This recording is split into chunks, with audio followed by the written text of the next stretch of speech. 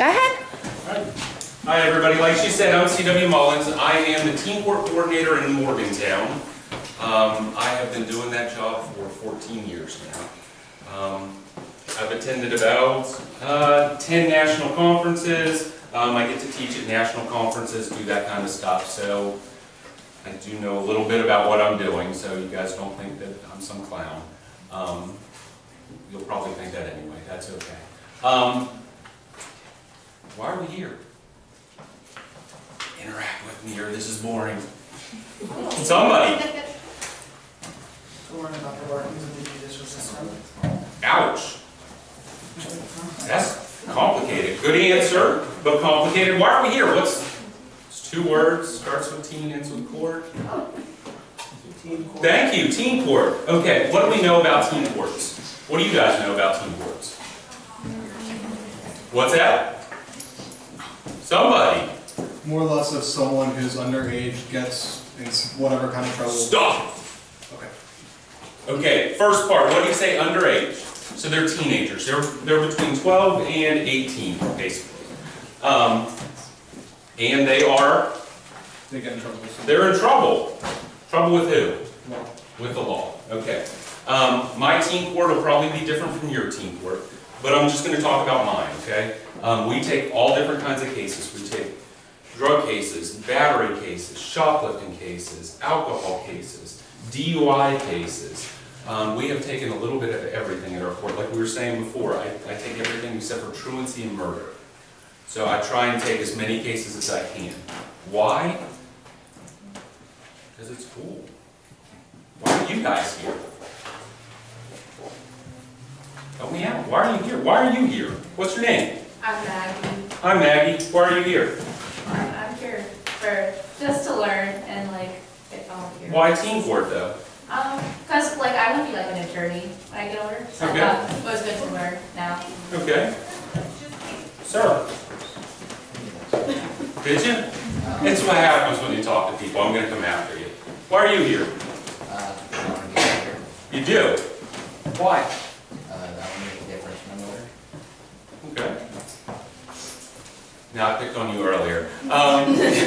Yes. Yeah. I'm Chase. All right. I'm just interested on how court works. Okay. You're going to learn all of that. I have kids at my court as young as 12 years old, and they are attorneys. And they've handled dozens of cases. I have a young man named Morgan. Morgan's 18 years old, getting ready to graduate. He's been in teen court since he was 12. Hundreds of cases he's been an attorney for. This is an experience you cannot get anywhere else. I promise you that. The only way you're going to get an experience even close to it is if you go get your bachelor's degree in 4 years, go to law school for 3 years, and then you can do some of this. Not as much, but it takes that much. You guys get to do something pretty amazing. Why would you want to? Is always a question I'm asked. Why bother? Why would you? Why do you think? What are you going to get out of it? The knowledge from a younger age, about the court system. Absolutely. You're going to see things that other people don't see. You're going to get to deal with things that other people don't get to deal with. Those are the extra copies. I'm not sure you need. Okay. Who needed copies? Sir, who has it? You're going to get to see things and deal with things that kids your age don't get to deal with. You're also going to get an insight. Your friends look the same, right? They come from the same neighborhood, same socioeconomic background. Everything's the same, right? You are going to get to see the way other people live. You're going to get to have experiences through them and see how different people live their lives and the things that they go through. It's amazing how eye-opening it is to see kids who shoplift, and you go, oh, a shoplifting case, big deal. And they're stealing food. Or they're 15 years old and have a baby and they're stealing formula. These are real cases we've taken at teen court. So it is eye-opening. What do we have at teen court? What can you do at teen court? What can you guys do at teen court? What do you have at a real court? People. What roles? Defense attorney, thank you. Prosecuting attorney. Judge, wow, people like the judge. Jury, bailiff, court clerk. We have all of that at teen court. All those positions at teen court. Now the judge is going to be an adult attorney. So you guys don't get to be the judge, I'm sorry. But every other role is done by teens. You guys get to argue the case. You get to decide the consequences. In that pile of papers you have is a form that looks like this. It says jury verdict form on it. Those are the consequences you can assign to teen court people. Now the first thing on there is community service. Each defendant is required by state law to have between 16 and 40 hours of community service. Guaranteed. Everybody who comes in gets that. Between 16 and 40. You guys get to decide where it's at. Number 2 is restitution. Deal with restitution. You can sue if they want money. But if you guys decide you want to use that, you can. 3, essays. Wow, essays have been very busy for us lately. However many words, however many topics is what I said. The record for my teen court is 10,000 words. And it was 5 different 2,000-word essays. Very harsh case, there were 5 different charges. But you can do as much or as little as you want with that. You don't have to do essays, you have to do community service. Apologies, you don't have to do those, but you can. They can be written or verbal. Same thing, all right? 6, with that big star and mandatory, everybody has to come back at least one night for jury duty. Each defendant has to do that. What we hope is that each defendant who comes in for, let's say, an alcohol charge, they come in, hopefully it's enough of an impact on them that they realize messing with alcohol is not a good idea. But I want them to come back, and that night of jury duty, I want them to see a battery case or a shoplifting case, and that way when they're at the mall and their friends say, don't worry, people don't get caught shoplifting, it's no big deal. They have experience. You guys will have experience, and you'll know, yes, people do get caught shoplifting, and the impact it can have on them. So they have to come back at least 1 and up to 4 nights for jury duty.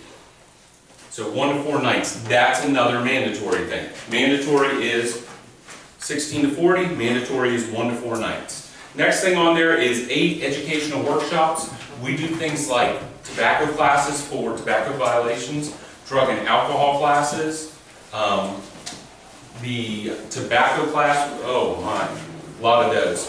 So anything you think is necessary. Anger management, we've done that before. 9 is other. Other is anything creative you come up with. That ranges from poster boards, AA meetings, whatever you can come up with that's appropriate for the sentence, okay? We've done tutoring for kids because the jury says, hey, his grades are terrible. We need to get him into some tutoring. And you can do that. Whatever you come up with that's appropriate, okay? Questions so far? You guys in the front, I like hands, so thank you, sir. Please ask me questions. Can I just have one of these binders? No. No. Give me $10. I'm giving you service. I ran out of binders. I had a dozen. The office supply store, we ran out. So I don't need one.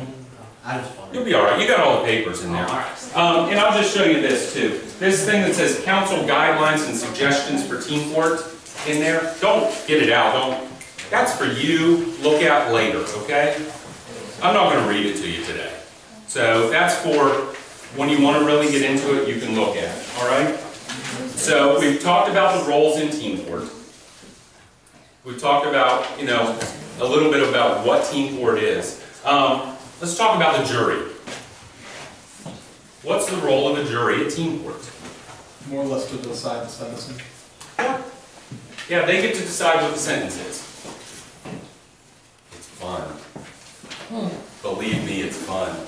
I heard not from the back of the room. Teen court jury duty's fun. Adult jury duty's awful. Teen court jury duty, you'll get to hear, we always do 2 cases a night. You guys get to go in. You get to argue. Who gets in trouble at home for arguing? Raise your hand, please. You guys don't get in trouble for arguing? Your parents are like, yeah, argue with me all the time? Yeah? No? At my team court, you get in trouble if you don't argue. You have to argue. You have to make an argument. You can say anything you want in the jury room as long as you can back it up with facts. I think they're a liar. That's fine, you can say that. Why? Why did you say that? Why do you think that? And back it up with facts. Your job in the jury room is to present points to everybody and try and get them convinced to follow you. It's simple, but it's complex. You have to all agree on the sentence. It has to be unanimous. You are going to learn to compromise, or it's going to be very long nights at team court. You have to compromise. When somebody wants to butcher somebody with 40 hours, and you think they only deserve 16, you got to figure out a compromise. You can't dig your heels and say, I'm not moving. You have to compromise. And you're going to learn how to do that. You're going to learn how to work with a bunch of different people. Teamwork and leadership. I mean, I think that's pretty, you're going to get that in that group setting. You're going to see what it's like to change people's minds. You're going to learn how to change people's minds. Who is good at arguing in here? 1, 2, 3, 4, 5, 6, 7, 8, 9. Who's the youngest person in here? Who's 12? You're 12? Oh. You didn't raise your hand though, did you? For being a good arguer?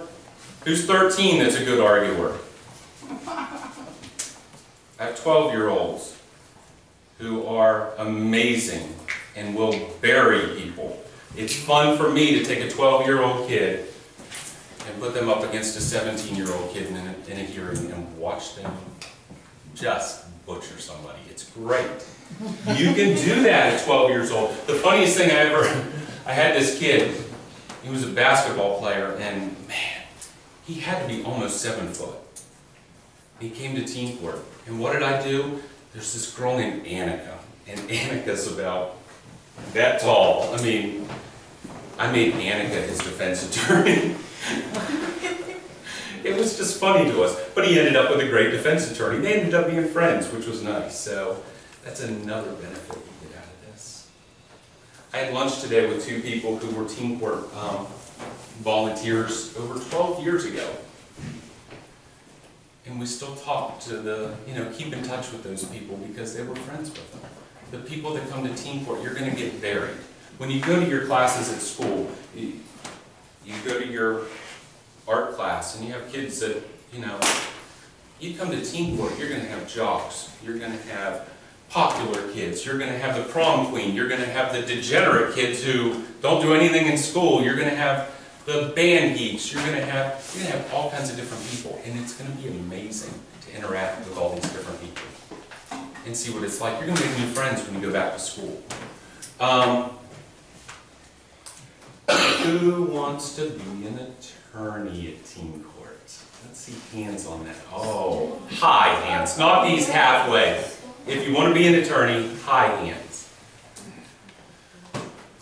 Yes, miss, why? I want to be one when I'm older. Okay. Everybody here, we've got, how many people have given that excuse? I want to be an attorney when I'm older. Who wants to be an attorney in team court and doesn't want to be one when they grow up? Yes, miss. What do you want to be when you grow up? Honestly, I have no clue right now. If I could wave my magic Harry Potter wand and you could be anything at this moment, make your choice, what are you going to be when you grow up? Writer. A writer. Why do you need to come to team court if you're going to be a writer? Well, What's it going to do for you? different experience that I could bring in and influence my writing. Absolutely. Politics and the courtroom might make my writing stronger in some areas where it currently isn't there. Okay. You're going to do some writing at team court. Help her out, guys. No other ideas on how it can help her be a writer? How about, you going to have a publisher one day? Let's hope. You have a publisher and they want to lowball you on your advance. What do? Work until I get more. Debate. What? Debate. What? Debate. Absolutely. Everybody in here is going to have a boss one day. Whether it be the boss at work, the boss at home, teachers, you're going to have somebody you have to make an argument to. I promise you, you're going to have to, whether you want to raise, whether you want to go on vacation with your friends, whether you want to go to this school or that school, you're going to have to make an argument. Team Court will teach you how to make an argument. You will learn to argue better than you have ever argued in your life. Being loud does not make you the winner of the argument at Team Court. Teenagers think, I'm loud, I won. No, you'll embarrass yourself at Team Court. You make an argument, you cultivate an argument, and you get people to follow along. So what you want to do with your publisher, well, they give you more money, right? I've had to argue with bosses no matter what I've done. I had a meeting with my bosses this morning. Had to argue with them. It's what you're going to learn to do. Let's talk about the attorney position at Team Court, the glamour position at Team Court. The two attorneys are? Prosecuting and defense. All right, you have a prosecutor, you have a defense attorney at Team Court. It's pretty simple. What's not simple is everybody at Team Court is guilty. Everybody who comes in as a defendant has already admitted guilt in the case. Why bother then, right? They're guilty. Why bother having a hearing and dealing with this? Why bother? Yeah, why? I was brushing my hair. No, you weren't. You raised your hand. Why do you think? I've been picking on her since she came in, so why do you think? Why do we have a hearing if they're all guilty? I don't know. Good answer. It is a good answer. I don't know. You're here to learn, right? Help me out. What's their degree of guilt? Their degree of guilt, it's 100%. Well, what do they deserve? You have to have a hearing to know and understand the facts of what they deserve as their punishment. They went into Walmart and stole a pair of shoes. They're guilty. What do you mean deserve? Why did they do it? Why? Did someone at home See, do them? Did they that's steal a letter from I homeless like. person? Why? My favorite question in the world is why? I don't care what. What means nothing. What is shoes store stolen? That's boring. Why they stole the shoes? Now that's interesting. Did they steal them because they were getting frostbite on their feet, walking to the bus every morning, and they couldn't afford shoes? I've had that case. Did they steal them because somebody threatened them? Threatened to beat them up if they didn't steal the shoes to give them to that other kid? I've seen that before. Or did they steal them because they wanted them and, hey, it matters why. I think so. Do you agree or disagree? It does.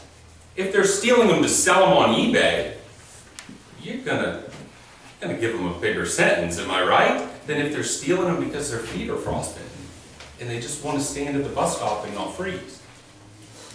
That kid that stole them so his feet didn't get frostbite, they gave him 16 hours one night. That's the bare bones minimum. They asked me not to even give him that. And then the next week at Team Court, they took a collection, I'm getting choked up even thinking about it, and to buy him shoes and a coat and things like that. That's affecting somebody's life. That's what you can do. And the why is the most important thing in Team Court. What does not matter. So, 3 phases of Team Court. Special teams, offense, and no, that's football. You have your opening statement.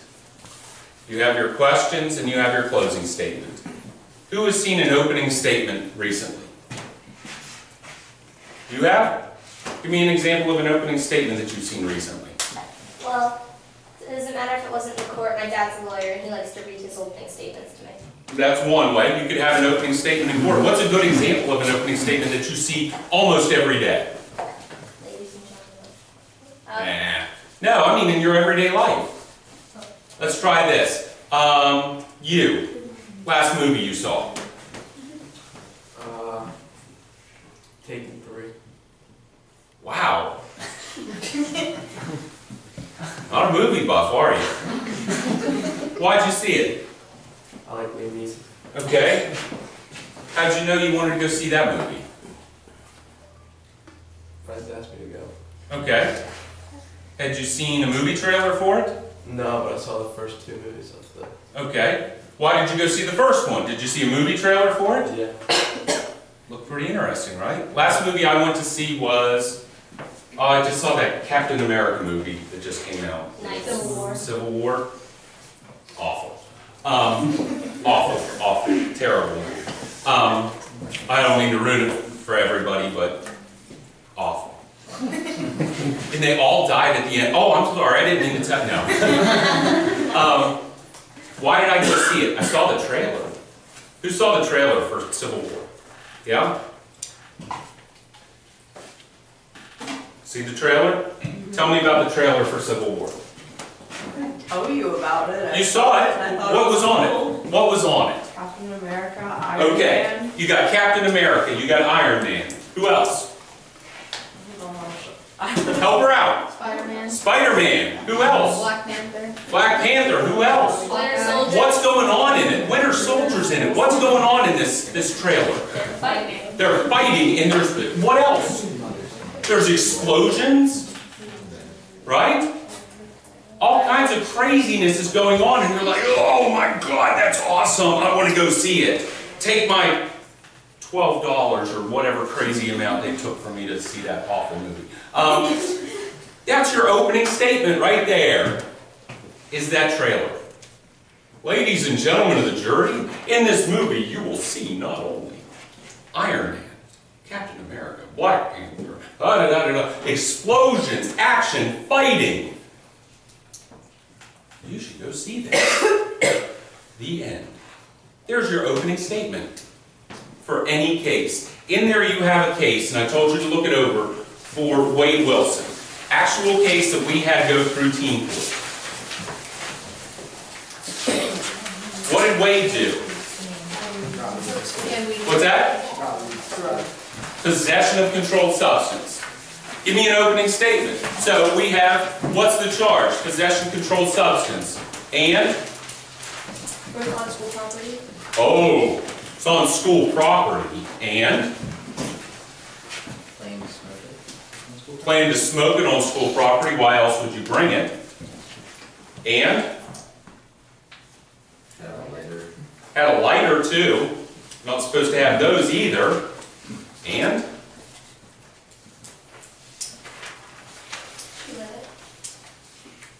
Did she? No. And she doesn't feel bad about it at all. And you're going to see that in this hearing. Thank you. There's your opening statement for Wade Wilson as a prosecutor. You state the facts that help your case. That's all you do.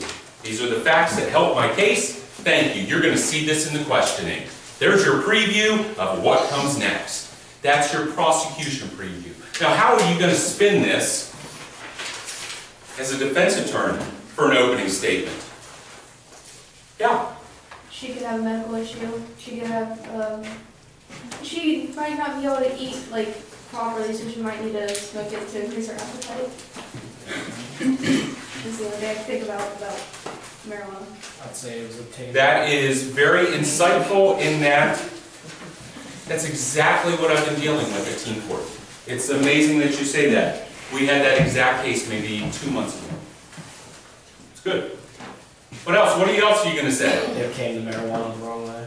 As a defense attorney, Right. to make him look good. The officials obtained the marijuana the wrong way. There's no way, no wrong way at this point. So you're a juvenile, they got you. In your binder, you don't even need to open it. I'll just talk about it. Defense opening statement formula. Okay? Your first step is always the story. Yes, ladies and gentlemen, she did have marijuana at school. It's not that big of a deal to say that. Your next thing is her excuse, because she has issues with this, that, or the other thing that she has to use it. Or her friends made her do it. Or she feels really bad about doing this. She feels very guilty.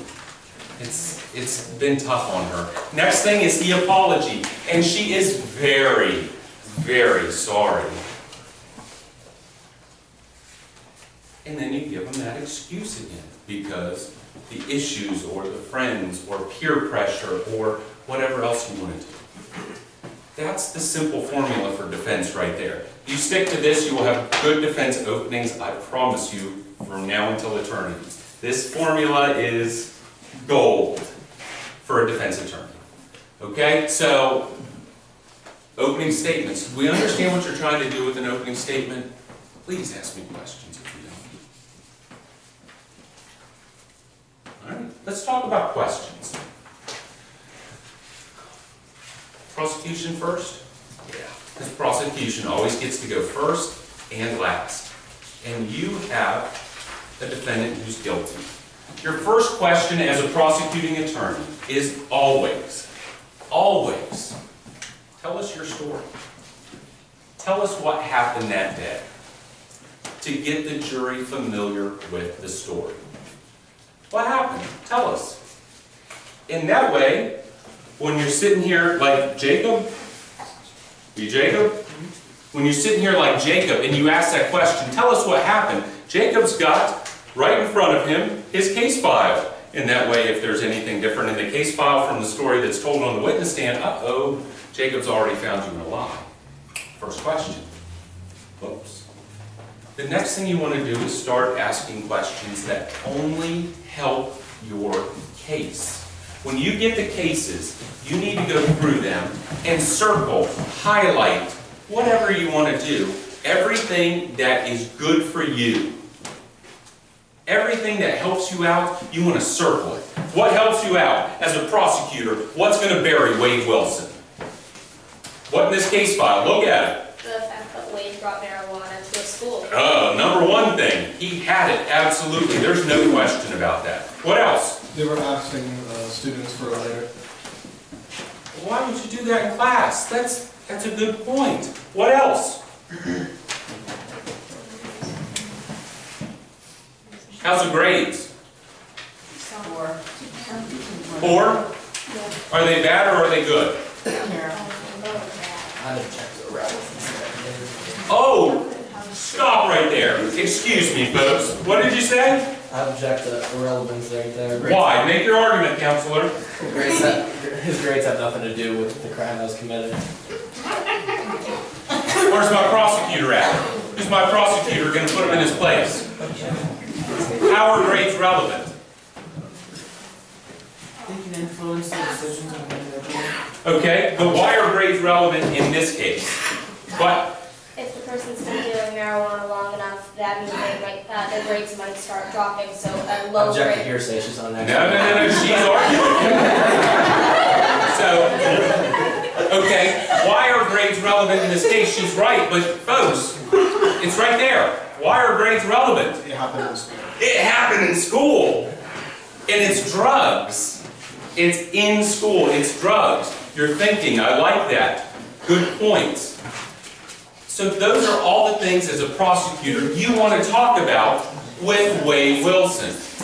These are all the questions you want to ask. You want to ask about the bad grades. You want to ask about, why did you need a lighter? You were planning on smoking it in school, weren't you? No. We're coming back to you. And you want to only ask questions that help your case. Are you going to ask, oh yes, miss. Why didn't the kid with the lighter get in trouble? That's technically a weapon. Having a lighter's on He loop. did. Actually it is. A lot of school systems are considering it drug paraphernalia now. You would never know from this case what happens to any other kid. You're not going to get information on 2 different defendants. So, and everybody has their own separate hearing. But that's a good point. But you, if you're the prosecutor and you want to make them look bad, are you going to talk about being in show choir or church choir? No, that makes them look good. You don't want that. You know, are you going to talk about how bad the punishment was? No. No. You don't ask questions that hurt you. Don't do it. Now, as the defense attorney, what are we going to bring up? What helps your client? Good outside of school activities. Nice activities, involved in stuff. What else? Probably bringing his parents, have them testify. They weren't the kid with the lighter? Future plans in college. Yeah. Wants to go to college, has plans. What about the grades? They're horrible. They're horrible? But he's working on it. They're horrible? Wait a second. Wade Wilson, he started this school year off with all Fs. He's worked his butt off for the past 3 or 4 months to bring those grades up to a 2.0, and his mission is to bring those grades up to a 3.0 by the end of the school year, and I think he can do it. The marijuana could be Oh. stress relief to raise the grades. Grades like this are very iffy. He's got attention deficit problems, doesn't he? That's why the grades are so bad. And you can head that off. You only want to talk about what helps your client. Prosecution at teen court is easy. It's simple. You've got a dead-in-the-water defendant there. He's already admitted to it. There's no work to do. It's a piece of cake. Everybody wants to be a prosecutor, though. Am I right? You want to be mean. Where you actually gain your chops is by being a defense attorney. Defense attorneys at teen court can actually win a case. Prosecutors can't. You can only lose. Because Wade Wilson comes in with drugs, we're going to recommend 28 to 35 hours for Wade. As a defense attorney, if you get Wade anything in that low range, if you get 28 or under, you have won the case. You have done something with it. Defense attorney is tough at teen court, but you have the advantage. Before the hearing, you get to sit down with Wade and find out if he's got some kind of issues, if he's got problems in school, if he's being bullied, and trying to use this as an escape, or whatever he's doing. You get to know the answers to the questions before you ask them. Prosecution doesn't get to do that. Prosecution has to go in blind and do what we call fishing. So, how's the grades? And ask blind questions and not know the answers. Defense attorneys should go over every single question with their client before they go into the courtroom. That way you know how they're going to answer. There's no surprises. It's all in what you prefer. I will show you this now. In my car, I have a binder, actually twice the size of those, and I have teen court presentations in it. This is the one I made for tonight. Every time I do it, I come up with a new list of things I want to go over. The reason why I'm showing you this is I've done this for 14 years. I don't need this list. I don't need it. But has anybody ever heard of the medical condition, and you might not have heard about it. It's called brain fart. Have you heard of that? When you get in front of people, you get that condition sometimes. You will suffer from it. You always have a backup. You always have preparation. No matter what, as an attorney, a prepared attorney will always be a talented attorney. I've seen it year after year after year. Preparation is the key. The best attorneys I've ever had at teen court prepared relentlessly. One of my best stories is about a kid named Bruffy who called me and he said, I want to talk over the cases with you, which I encourage everybody to do. I want to help. And we're talking and I said, what is that? Is there somebody screaming? He said, no, that's seagulls. I said, Bruffy, are you at the dump or something? What are you doing if there's seagulls? He said, no, I'm at the beach. Why? I said, what beach? He said, I'm in Florida. I said, you're looking at your teen court cases? He said, yeah, I'm calling from the beach. I want to go over this with you. I was like, dude, enjoy the ocean. He's like, no, I got to be prepared for next week.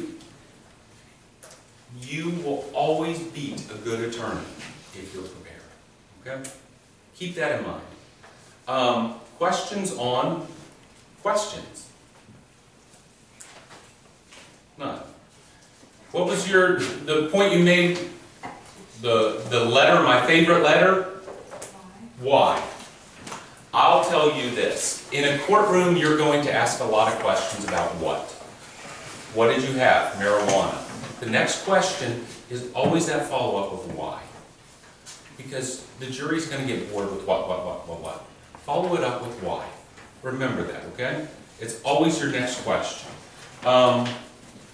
Let's talk about what I call the theory of a case. What's your theory on Wade Wilson? As a prosecutor, what do you want to do with Wade? What's your overwhelming, overlying topic sentence for Wade Wilson's case? Wade's a kid that doesn't care anymore. He's thrown away his life in drugs and bad grades. Is that your topic as a prosecutor? As a defense attorney, is it, Wade's trying. He's struggling with an addiction. He's having problems. That one sentence, you want to go through a case and find one sentence and sum up your case in one sentence. And make sure your opening, your closing, and your questions back up at one sentence. Okay? Questions, guys. No questions out of you. You're scaring me. You really are.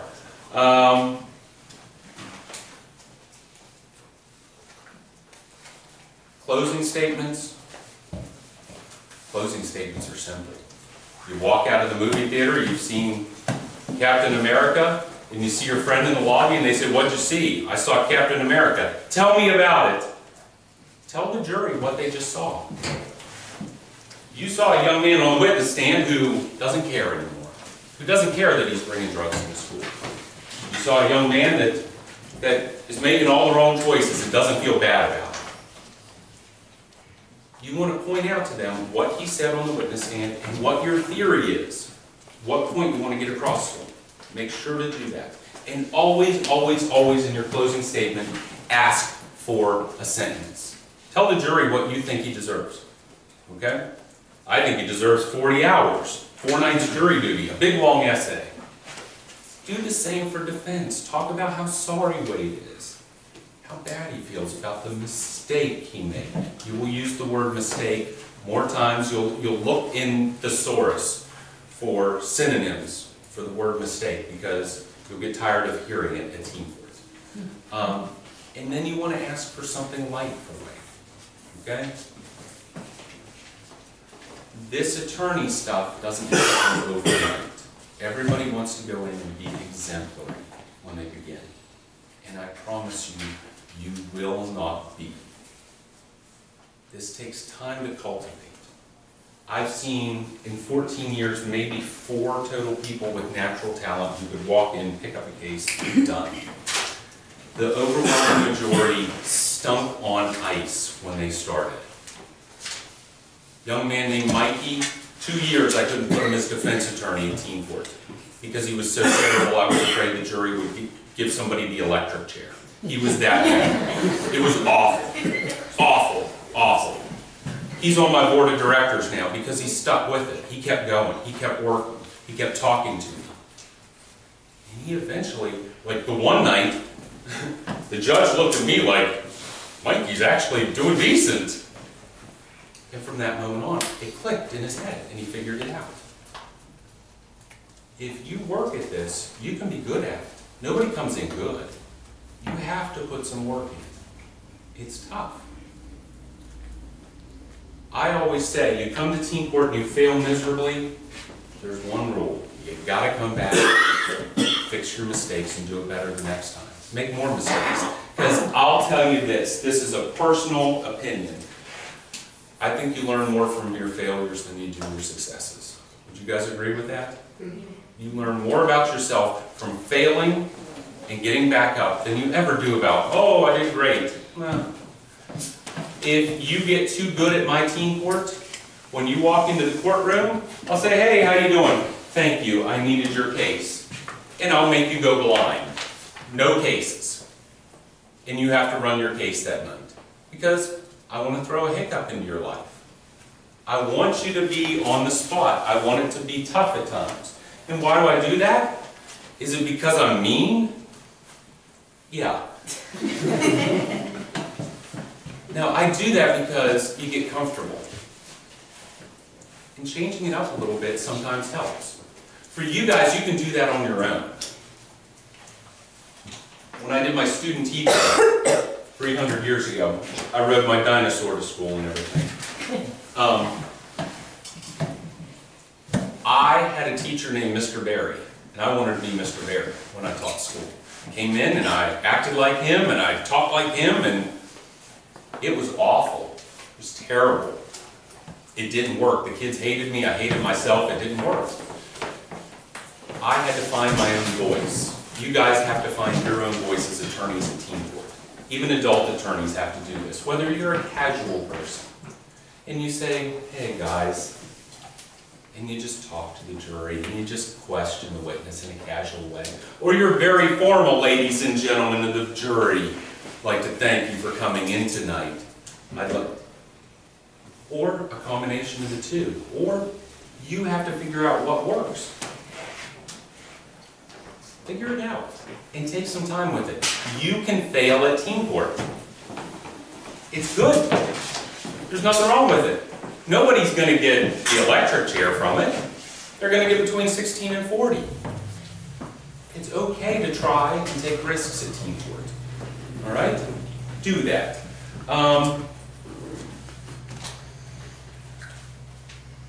Let's talk about plea deals. Objections. There's a piece of paper on your binder that has this objection sheet on there.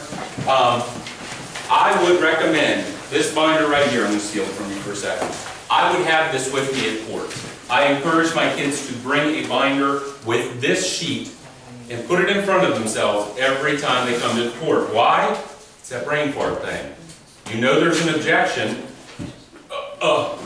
Have it in front of you. It's right there. The binder also, when you make a good case, let's say you do a alcohol case. You think you're going to see another one of those sometime? Yes, you are. Take that case, keep your questions in the binder. You're going to be able to reuse them. I promise you. So keep it in front of you. Thank you, sir. Objections. Why do you object? Because you don't want either your client or the defendant to answer the question. You don't think it's fair. How do you make an objection?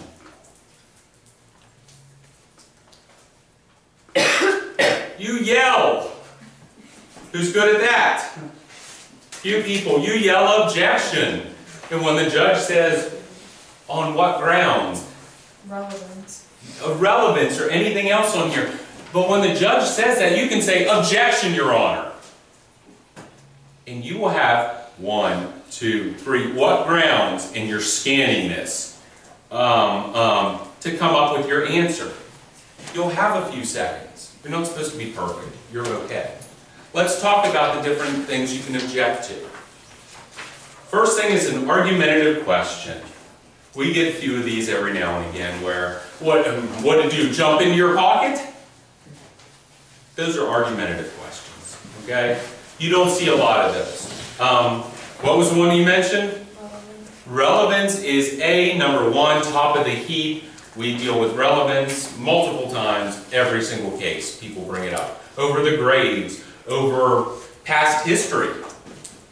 Have you ever been in trouble before? Objection, relevance.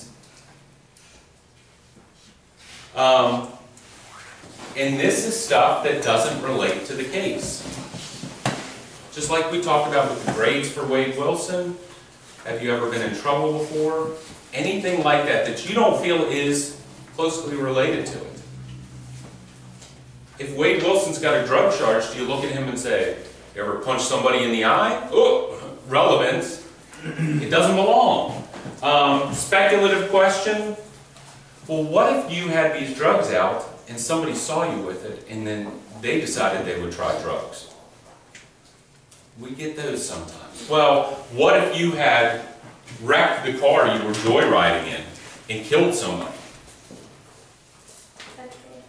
Yeah, that's completely taking it into the future what could possibly happen. So, leading a witness, oh my goodness. Young man named James the other night made a living on this because the other side would not object to it. And he smiled at me as he's doing it in the court because he knew he had the other side. That's when you tell a story. So Wade, you got the marijuana and had it in school and you were going to share it with your friends, right? I'm testifying and asking him yes or no questions. That's leading a witness, because the jury doesn't hear his yes, no. They have heard me tell this whole story. That's why leading is, you don't want to allow the other side to do that.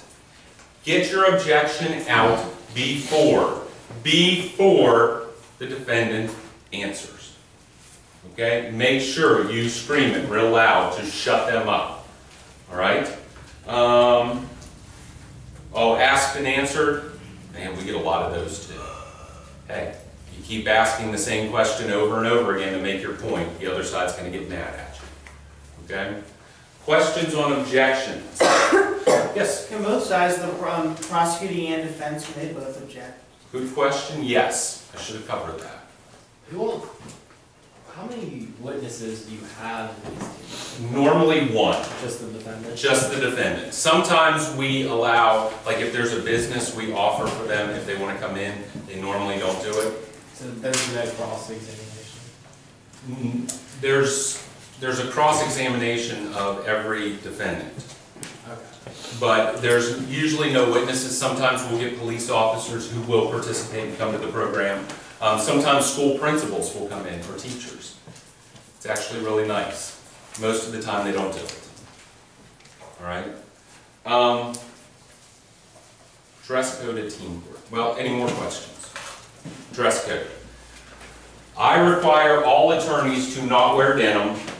I don't think denim belongs in a courtroom. And guys have to have at least a collared shirt. You want to look decent for court. You don't have to be super dressed up. This is what I wear to court. So I don't require suits. Some of my kids wear suits. I call it their battle armor because they wear a suit every single time they come to court. Some dress in polo shirts and a pair of khakis. You don't have to have a whole lot. It's no big deal. Addressing the court is a big deal though. The judge that's sitting up there, they have gone through 4 years to get their bachelor's. They've gone through 3 years to get their JD and be a lawyer. Every time you address them, you say, Your Honor. Objection, Your Honor. Excuse me, Your Honor. Thank you, Your Honor. When you talk to the judge, your butt is never to be in a seat. You always stand when you talk to the judge. Even if you give that half, thank you, Your Honor. That's fine. You want to be out of that seat. It shows respect.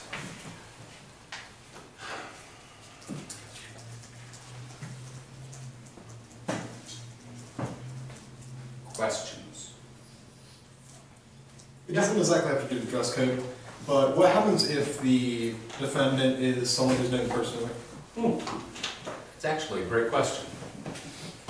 I go to my kids and I say, who do you know, who do you recognize in the courtroom? The defendants get grilled with this before the hearing starts. Who do you know, who do you recognize? Point them out, who are they? How well do you know them? They're my best friend. Gone. I don't want best friends, I don't want enemies. If you are an attorney and you get a case and it's a good friend of yours or it's going to cause problems in school, surrender that case. Make a phone call immediately. You don't want teen court to interfere with your social life, your school life. There's going to be a lot more cases. Never take a case that's going to cause you problems. If you know somebody if you're sitting on jury duty, let's say, and you know somebody, what I do is I say to the defendant, how well do you know them? I've seen them around school. I'm usually okay with that. If I look at you sitting on the jury and I say, okay, so you know the defendant, you say, yeah. My next question is always, can you make a fair verdict, or is something going to color your opinion? Kids all the time say, yeah, I think I better step out. And that's fine. It doesn't hurt them, it doesn't hurt you. We always have too many kids show up for jury duty, and that's fine. You never want teen court to cause you problems. It's a good point. Questions? No?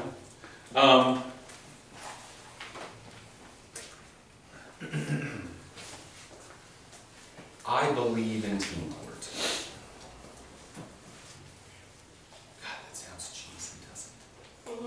It sounds awful. Very. Awful. I don't know how to say it any better. I took this job as a temporary job until I could get another teaching gig. This was my 6-month job.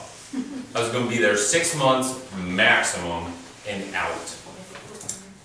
And I fell in love with it. Why? Because it works. Nationally, the traditional juvenile justice system, 60% of the kids who go to probation end up reoffending. 60%. It's crazy numbers. Teen court nationally, 10 to 15%. It makes a difference. Not only in the fact that you put them up on that witness stand and you scare them. It is scary sitting up on a witness stand. It's not fun getting grilled on a witness stand. But then when that's over, they come and they sit next to you. And you sit on jury duty with them. Or you see them at school, hey, how you doing? And all of a sudden, they've got a different social group. You guys know better than me. Most of the kids who get in trouble hang with the social group that does the same exact thing. Whether it's drugs, whether it's steel. Am I right? All the stoners hang out together. All the thieves hang out together. That's the way it goes. You can give them a different social group. You can give them a different experience at school, at teen court. And a lot of kids come to teen court as defendants and stick around because, I don't know about here, but there isn't anything to do in Morgantown for teenagers. There's nothing. I know on Tuesday nights you're going to come to teen court. It's going to be fun.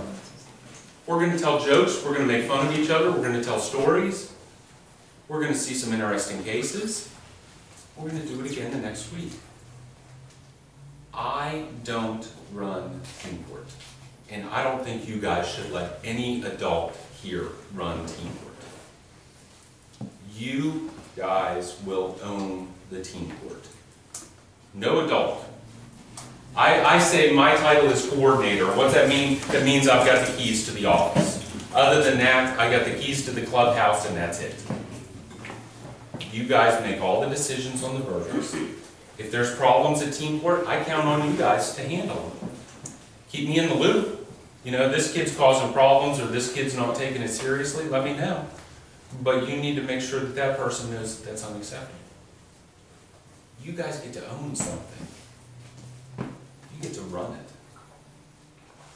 When you make up your mind on a sentence, nobody's going to change it. It's yours. It's teen court. That's awesome. That's something you can't get anywhere else. You think that's going to happen in school, in your classrooms? No. Your teachers won't allow you any control. Teen court, you can have all the control you want. Make it what you want. And then the great thing is, I had lunch today with two people. One was named Jackie and one was named Stephen. Jackie was one of my first volunteers at teen court. She's in law school in Michigan right now. She passed teen court on to her brother. When she left, she brought her brother in. When her brother left, he brought a guy named Mikey in. Mikey brought a guy named Ethan in. And it just gets passed down, passed down, passed down. Ownership of teen court. Who runs it? Who sits on the board of directors? A young man named Morgan sits on my board of directors. He was at my meeting this morning. This can be a good thing. This can be a fun thing. If you make it fun, if you enjoy it, if you put in some effort. All right? Questions about anything I've talked about? Nothing from you guys. This is a 5-hour training, and I've just done it in an hour. So I've skipped a lot of stuff, and you guys are like, we're good. Yeah? Cool. How about we open it up to parents in the back? Anyone have any questions, thoughts, hopes, wishes, dreams?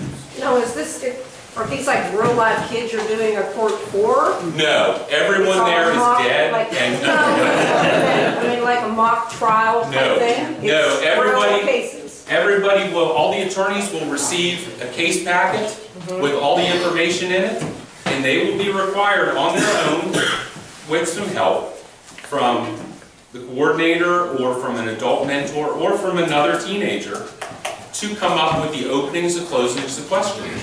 This isn't scripted. This is completely done by kids. If they come here to have it done. All the cases are going to be referred to us by the prosecuting attorneys, is that right? For Brooke Probation. in Hancock County. Right now, it will only be Brooke County until we get some support from Hancock County. The youth are welcome from Hancock and Brooke County, like CW said to you guys, if you know somebody. If we had just a bunch of kids from Brooke High School, bound to know everybody. But if we have kids from Madonna and Weir and Oak Glen and Brooke, guess what? Odds are we're gonna get a good group in there for that case where somebody else might know somebody. But this is your like first teen court in this vicinity. Yes. Yeah. There's none in the Northern Panhandle. There's only 3 in the state of West Virginia. We've got a hard time getting them up and running. Across the country, there's over 1,500.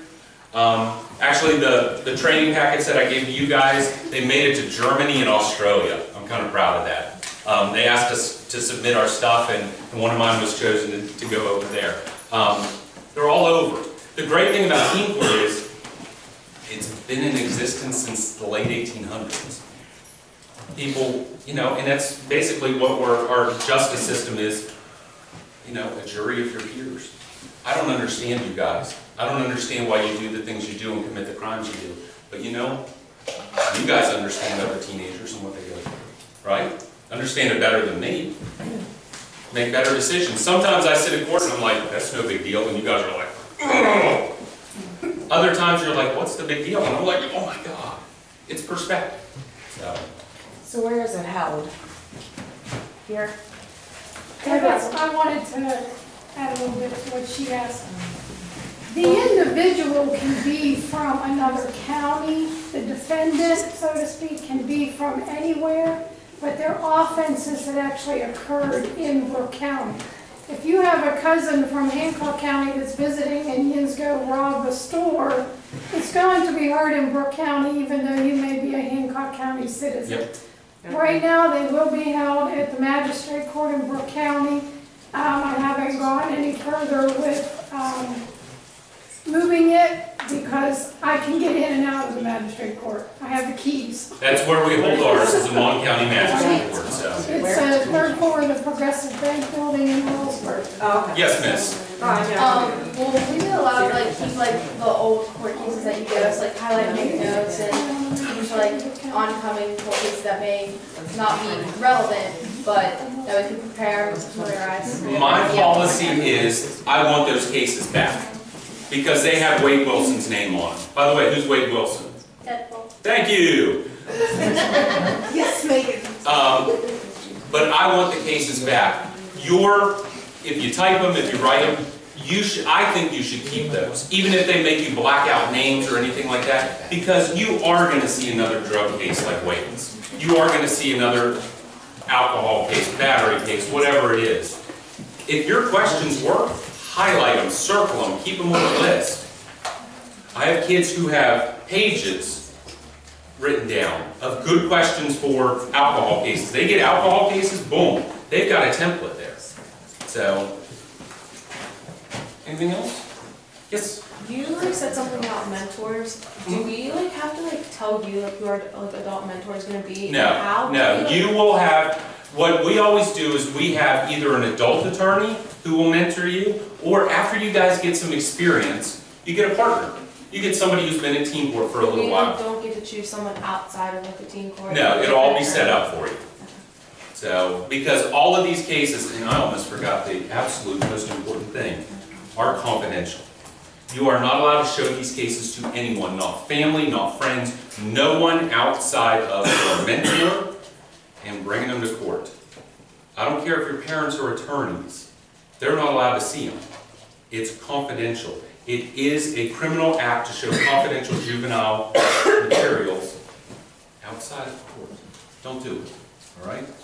Yeah. Okay, say they are in school, and even though a lot of these kids are going to know who a lot of these kids are, it may not mean that they know each other very well. Right. But say I have a son or a daughter who is either the prosecutor or the defense attorney, and you know, they go through everything and they get their punishment, and say that kid goes to school, and even though the attorney end of it keeps everything confidential, but then that defendant goes to school and starts a whole bunch of crap, and then it If they just talk about spirals out their of own control. case, they're allowed to. If they're dumb enough to do that, it's their problem to deal with. But team board members, you know, it's that kid's business to talk about if he wants to. But team board members are not allowed to talk about it. So they just walk away. It's the best advice I could give. You don't want to hear it.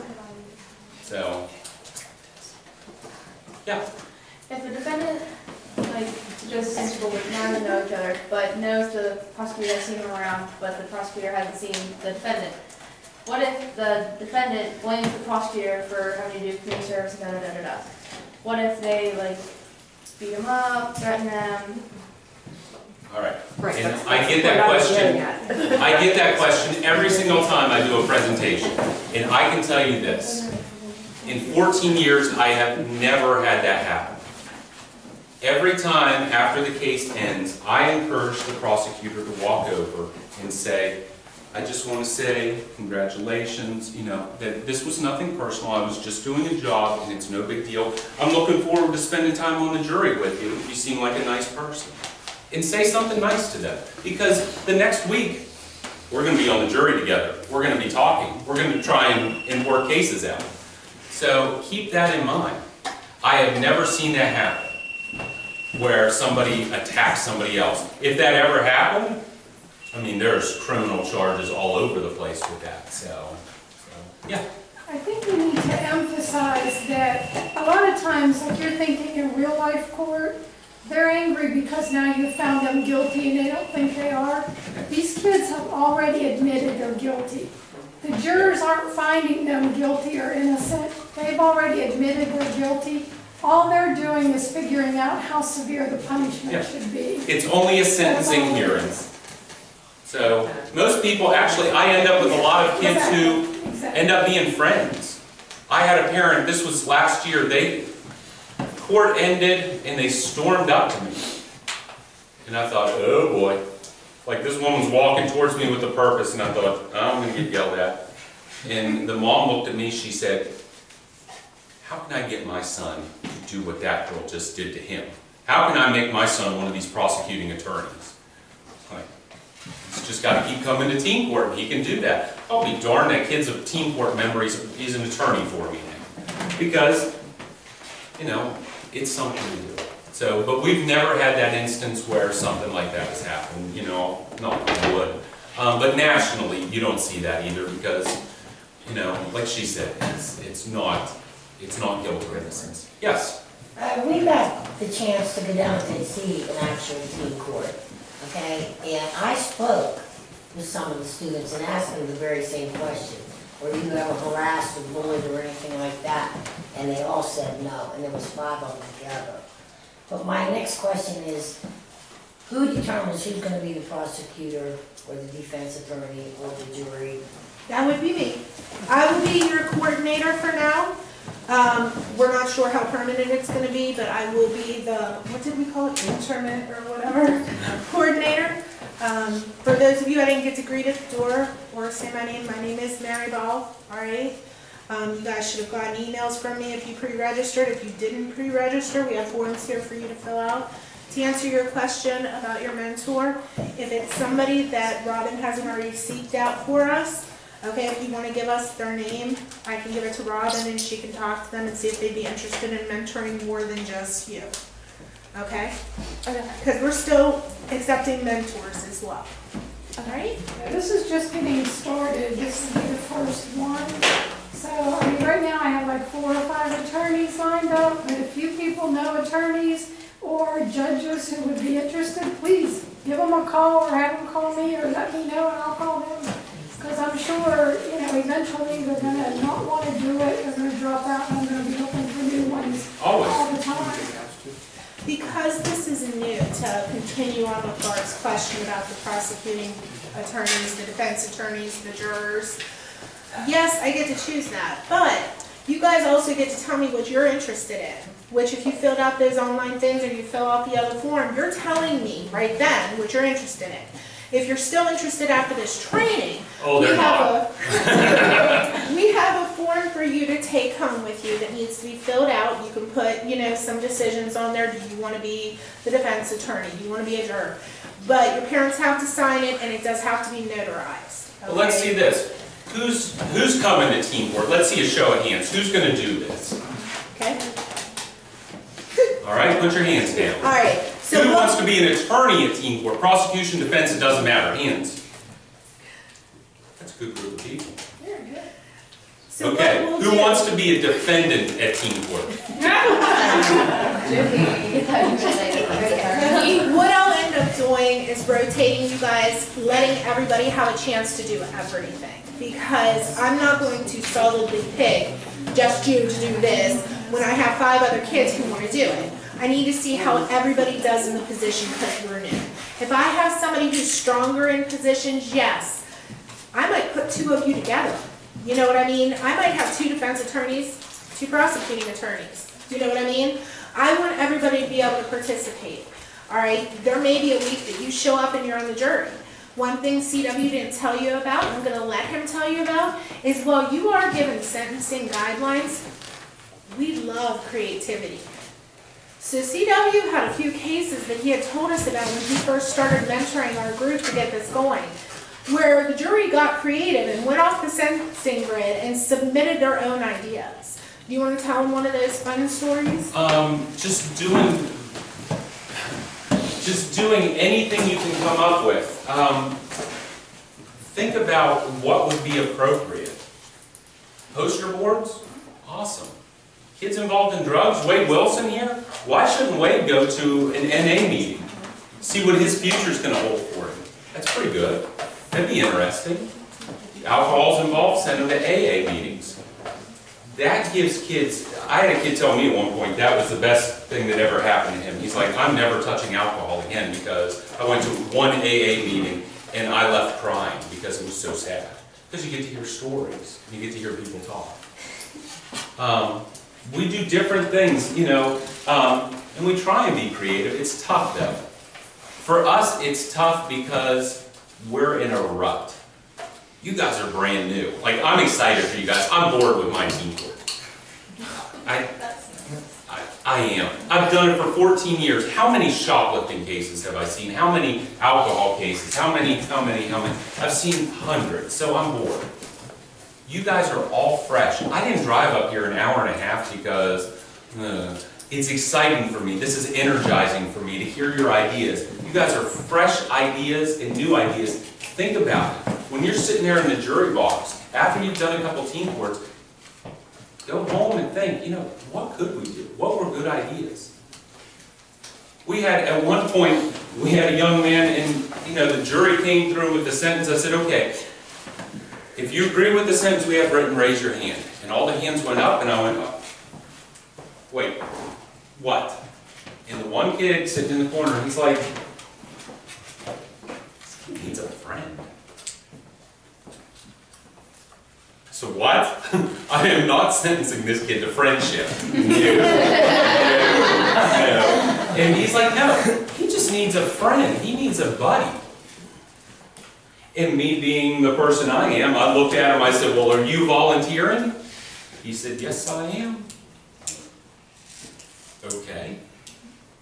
And on the bottom of the sentence, we wrote down, you need to check in with Dwayne once a day at school and talk to him. Sounds silly, right? Sounds kind of dumb. But we thought, it's going to hurt, try it. You know, if it fails miserably, like I said, failure's a good thing. I'll be darned, this kid started hanging out with this kid Dwayne. They became good friends. They're still friends to this day. That was like, oh my goodness, 10 years ago. And they just, it's one person who actually showed some interest. And what had happened to this young man was, he brought a knife to school. Yep, because he was getting bullied. And he didn't feel safe. And he got caught and he had a knife. He never pulled it out on anybody. It fell out of his pocket. He went to get something out of his pocket and there goes the knife, and what did it do? It slid right up and hit the principal right in the foot. Yeah, master criminal there. But Dwayne was a friend, and they talked and they became friends. Think about creative stuff like that. What's wrong with that? Why not?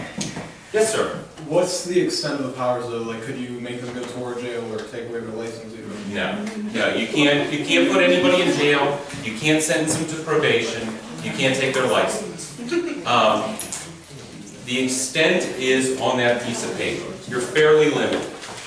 But, I will put it, I can't stress enough, teen court is a combination of scared straight. Have you guys ever heard of scared straight, where they take the kids to jail and scared straight? Okay.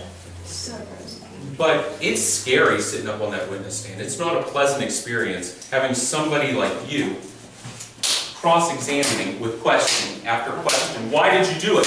Why is this? Why is that? It's awful. It's like getting beat up verbally. But then it's positive peer pressure, because they get to sit with you guys and they get to figure out, you know, my friends on teen court don't feel that this is a good thing for me to be doing. Everybody says peer pressure is bad. Peer pressure is good if it's in the right direction. And so you get that combination of scared straight and positive peer pressure that can help to turn a kid's life around. It means something. So, yes, miss. Alright, you said your main way to learn more from this is to come back. Well, what if you're a senior? If you're a senior, come back. She's going to need help. You can't sit on the jury. You can't act as an attorney. Are you graduating this year?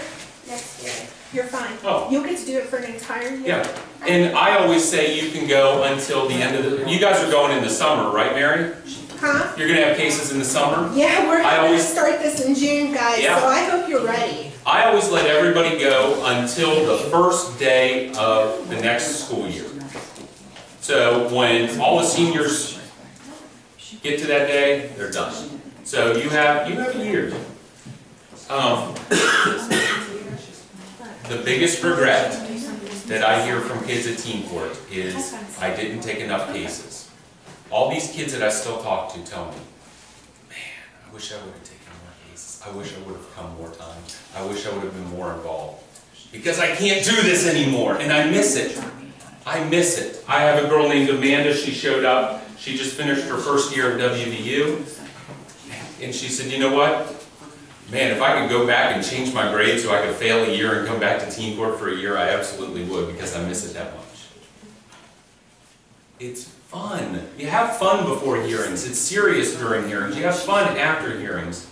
But you get to make new friends and see new things. You're not going to get it anywhere else. Yes? What's the most, like, I don't know, the biggest crime that you've had in teen court?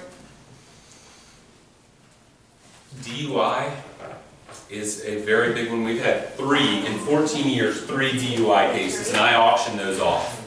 Those are a big deal for us. And by auction, I mean, we have tobacco cases that we get at teen court, and those are pretty boring cases, I'll be honest. And I just tell my kids, listen, if you want this super spectacular, awesome case, you have to agree to be an attorney for a whole bunch of tobacco cases. And the kids are like, I'll do it for 2 nights of tobacco cases. I'll do it for 5 nights. Okay, that's yours. And I hold them to it. We have a case right now that is up in the air as to whether or not I'm going to get it. I had a meeting with my board of directors this morning. It was very heated.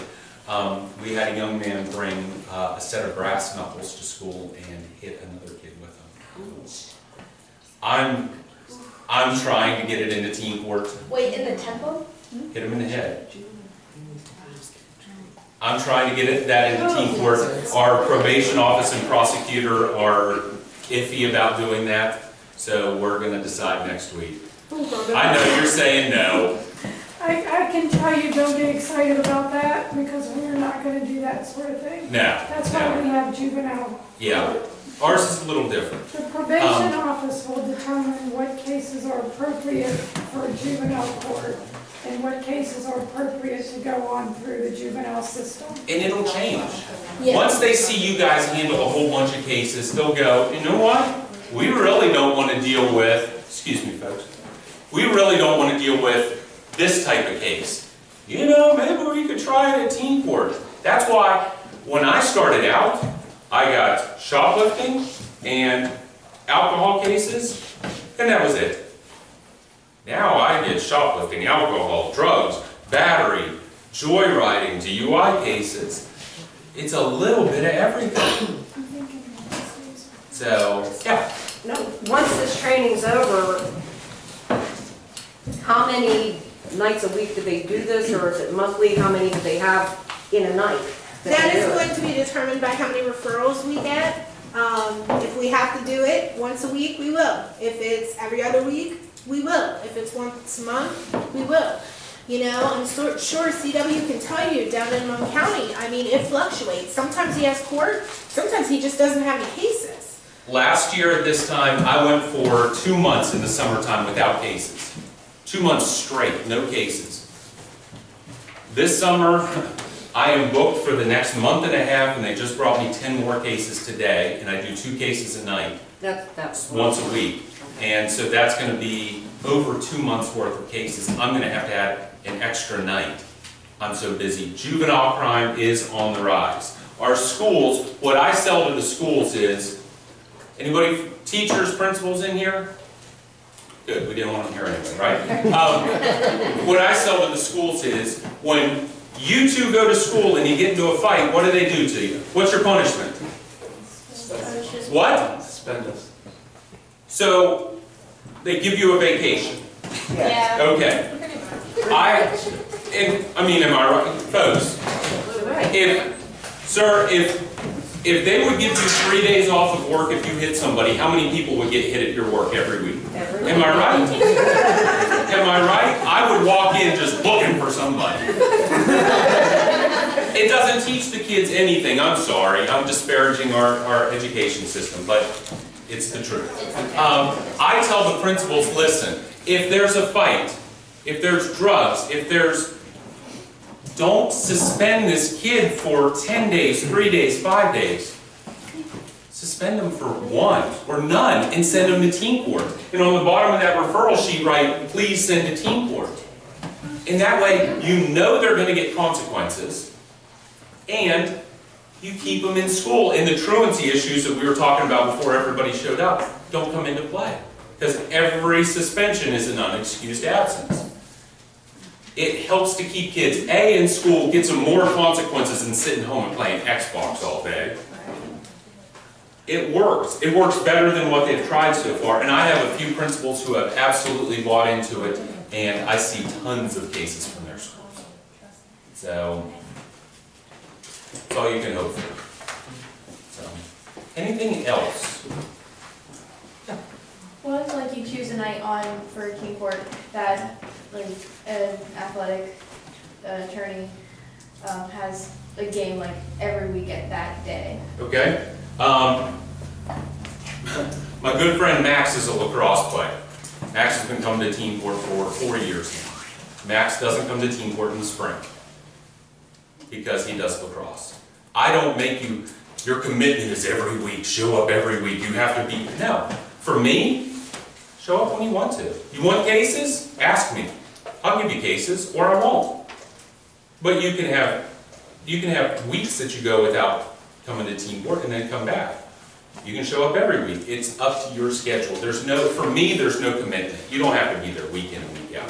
If you're It's playing going to be the sport, same for us guys. good. We're not Because going to require you to be there every single week. No. That is not how we're going to work it. And I'm sure, Robin, I mean, it's not like we're going to have teen court on a Friday night when we all know football is important in our community. I'm thinking more like Wednesdays or Thursdays. Yeah, because we're using Robin's courtroom, so she's going to pick the day. It's going to be an easy day for everyone. yeah. And folks,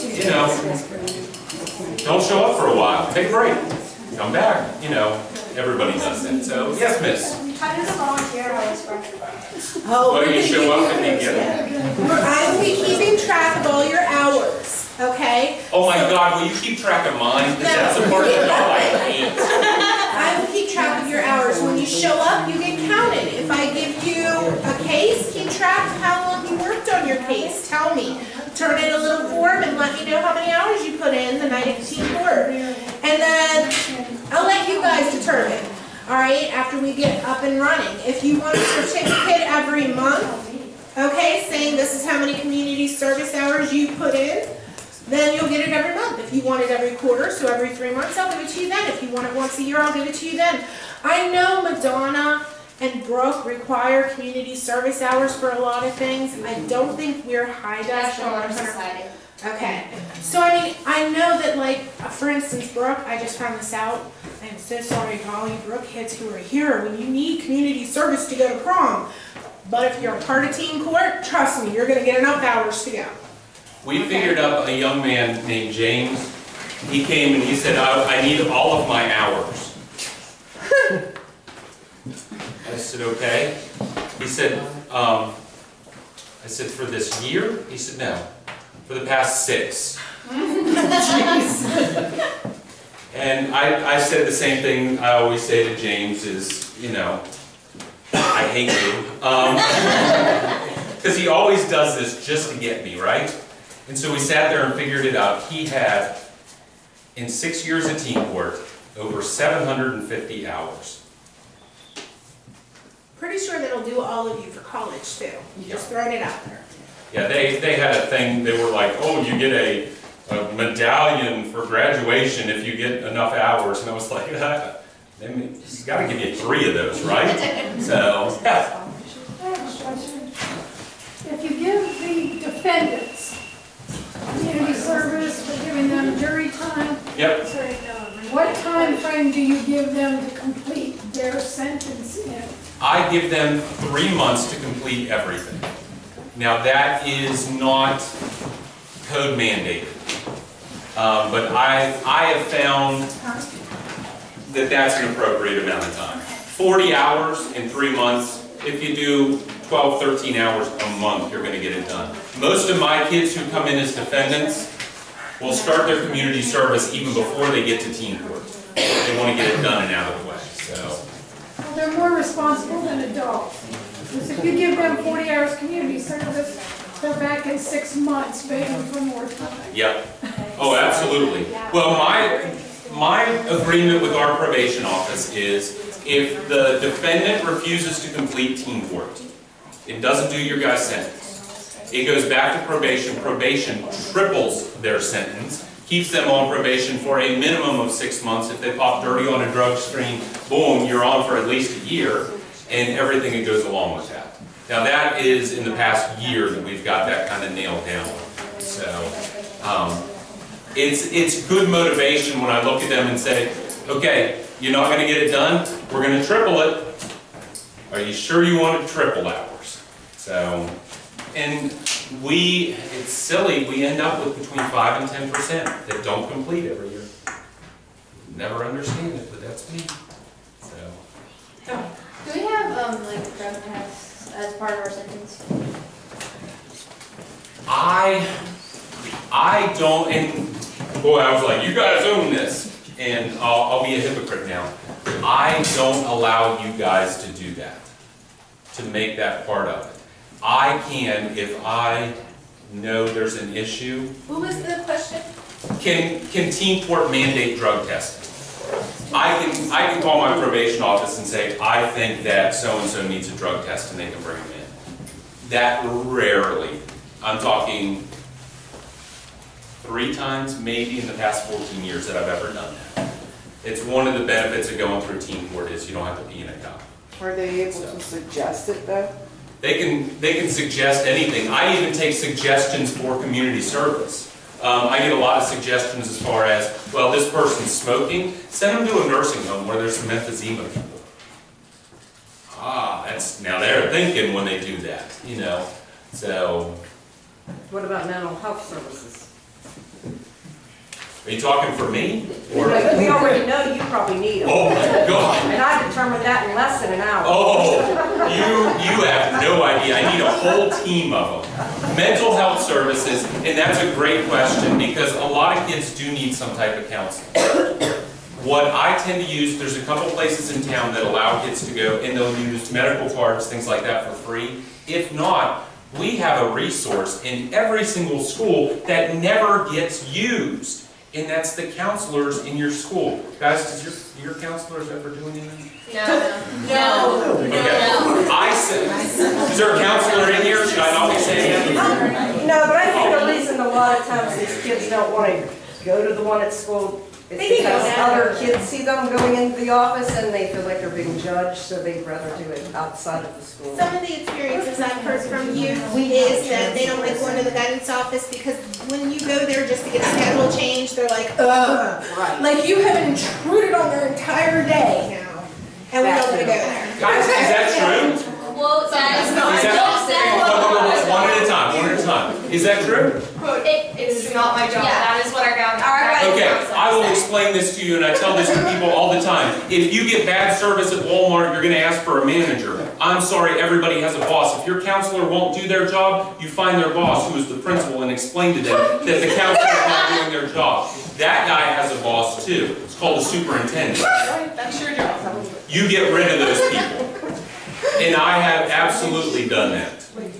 We've run into that with bullying where principals go, nah, kids do that. It's just terrible. I don't put up with that. So, We're partners at the Brooke Hancock FRN with a lot of organizations and agencies, so if somebody was to come through teen court and seek a need for mental health, we have enough partners and we know enough people, and we're partners with Healthways, for instance, and stuff, that it's not something necessarily we would need you guys to tell us, but if you notice something and you just wanted to make a suggestion to me, yeah.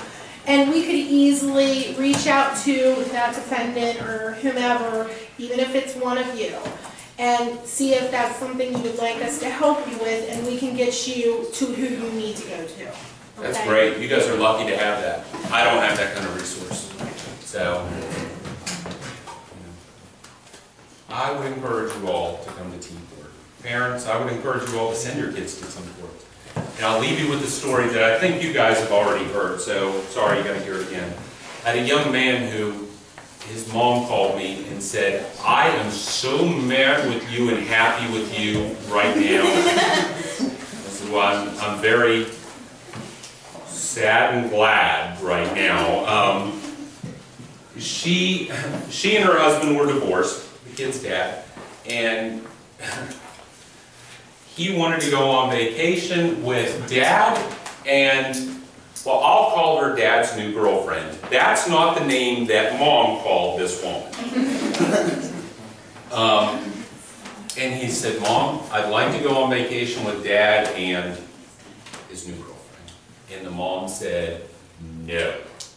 He said, will you just hear me out, please?